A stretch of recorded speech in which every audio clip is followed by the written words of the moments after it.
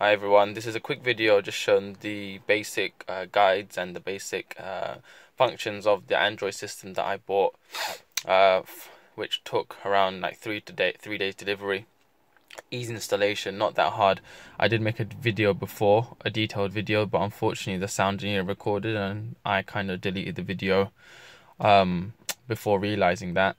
So quick information, it's a direct replacement of the CCC drive that I already had installed in this pre-LCI BMW E93. The actual CCC drive is still available, and I'll give you a quick image of and a quick view of how it works. All the buttons will still work on the steering wheel and on the iDrive. The way you turn it on is just put my keys in, and as you can see, the CCC is there. This is me turning the car on in the morning when the battery is completely dead. If I hold the menu button for a few seconds, what happens is, as you can see, it then connects to the Android system, and give it a few seconds because it's starting from right from the beginning.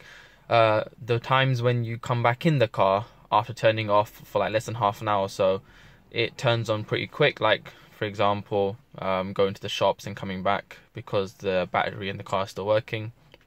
It actually turned on pretty quick right now, actually, I'm not going to lie. Normally it does take a minute or so, but this one turned on fairly quick, so that's pretty good.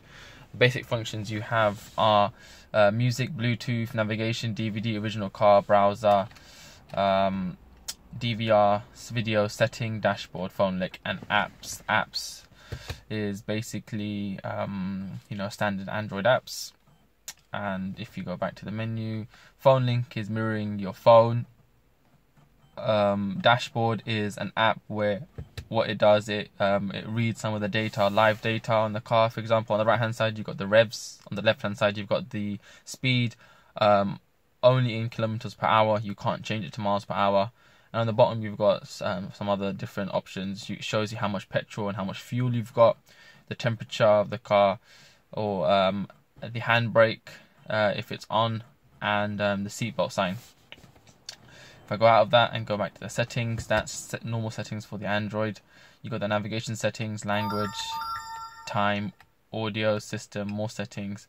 More settings gives you a more in-depth Android settings as you expect on the normal Android machine. If I go back, navigation is on the main screen. If you go to navigation here, you can select which navigation to start by default, and for me it had to be Google Maps. So every time I turn the car on, the Android system tethers to my mobile hotspot automatically, and connects my Bluetooth automatically. And if I go to navigation, as you can see, it loads up Google Maps pretty quick. It's pretty good. I always wanted this. It does modernize the car, and I do think this system is much more better than the CIC and the NBT, because of the way it synchronizes more better with your phone, and obviously the vast customization that Android gives to you. So that's Google Maps. For example, if I was to search, and I'll choose, for example, where to go. So I will choose our most recent one. There you go. It's pretty good. It actually is really good, I'm not going to lie. It's really nice, quick. It does take a couple of seconds for the GPS to set up in the beginning whilst you're driving, but eventually it does get there. You do need to install an external GPS wire, which I ran from the screen all the way through the panel and situated on the top there. It's in black, so it matches the dashboard. It doesn't get in the way. It's not a biggie. So that's Google Maps. If I press directions and start, my fat fingers, press start, then there you go, it's calculating it and it should start, which is pretty good. That's about it for Google Maps. It works the normal functions, works live with you. If I just turn this off and go out of Google Maps, You have DVD to, if you do have a DVD player, then you can watch DVDs on the go. You have Bluetooth. Bluetooth is, it connects auto with your phone. You can dial from here. You have your call list, your call logs basically. You have your phone list, and you have Bluetooth music and settings, where you pair up your phone. The next one is music. If I go to music, it's pretty good. It's, what I've done is I've set it up. I've set it up to play from a USB at the moment, which I have over here, because the device does come with 2 USB slots. You can play it from USB, or you can play it from the internal drive that it does come with it. I don't know how much internal storage is. Or you have a micro USB slot just above here. It's pretty good. It's got all the, as you can see, it's got all the equalized functions. You can change it with your steering wheel, and the image art comes up. You've got the volume here.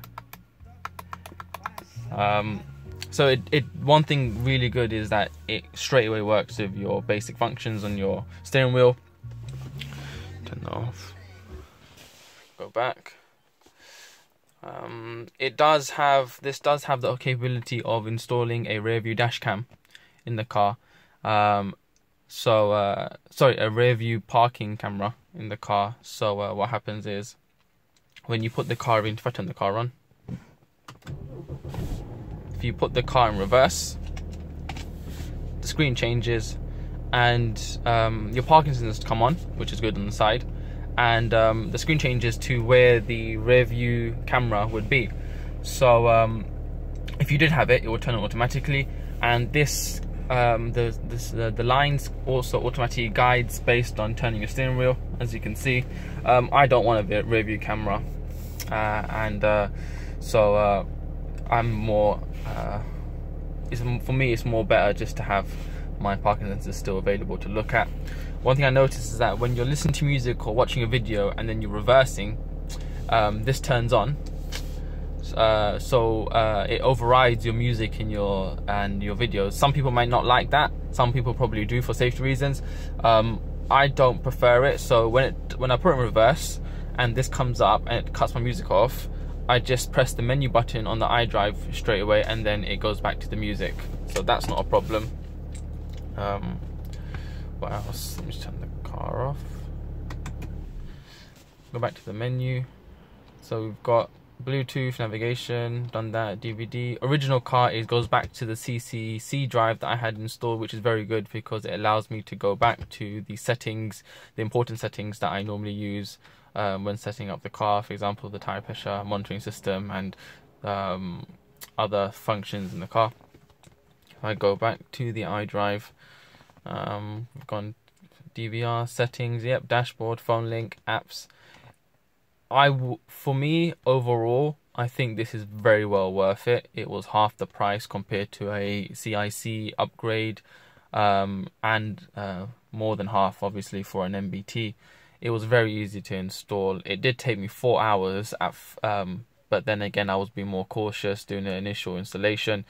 You get one wiring loom. You basically plug the wiring loom in the back of the screen, the Android screen, and the other side splits into two, and one part you plug into the back of the CCC drive or the CIC, whichever one you have, and the other part, the last part connection, is you plug that into the original loom that was plugged into the CCC from the car, and that's literally just it.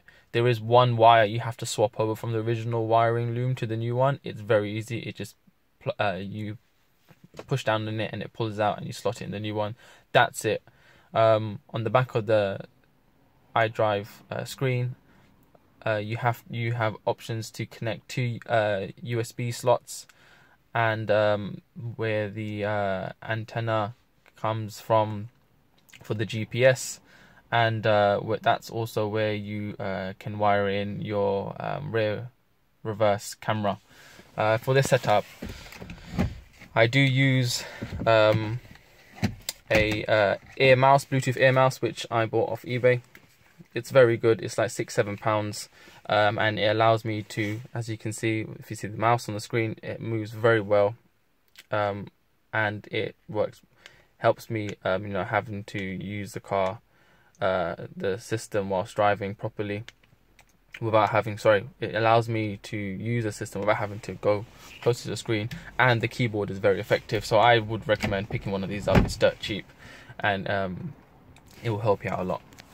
The one last one I forgot to show you is the browser, but obviously it's just a standard browser. As you can see, it connects to your screen, it connects to the browser, and you've got all your standard functions there. It's pretty good. It's, having this on your in your car, it's a pretty nice feature.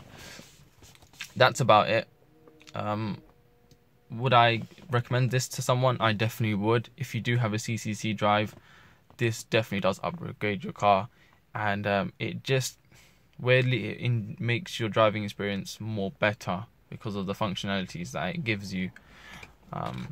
The screen is very, very good. The quality is very good. The video quality is high definition. If I have a quick video sample, I think they give us a small sample on here. There you go. There's a small sample. Okay. Put the sound up. People are afraid. That's why I'm here. We need to be put in check. So that's a small sample of the video. It literally has everything that Android system has, and yes, I would recommend this. Hope this was a good guide and gives you a bit more information whether you do want to purchase this or not. Thanks. Ciao.